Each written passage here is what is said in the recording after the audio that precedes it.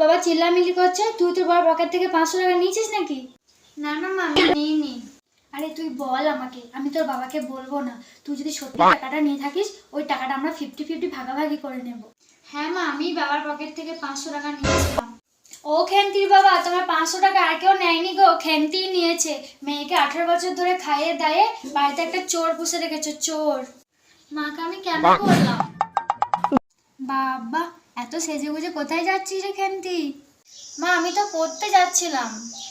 তা সাজের বাহার দেখে তো মনে হচ্ছে না পড়তে যাচ্ছিস। কোথায় যাচ্ছিস বল না। আরে আমি তোর মা হই, আমি তোর বাবাকে বলবো না, তুই বল তো।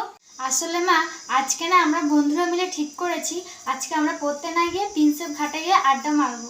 ও খেন্তির বাবা, তোমার মেয়ের আর পড়াশোনা হবে না গো, পড়াশোনার নাম করে ঘুরতে যাচ্ছে, প্রিন্সেপ ঘাটে যাচ্ছে। মা,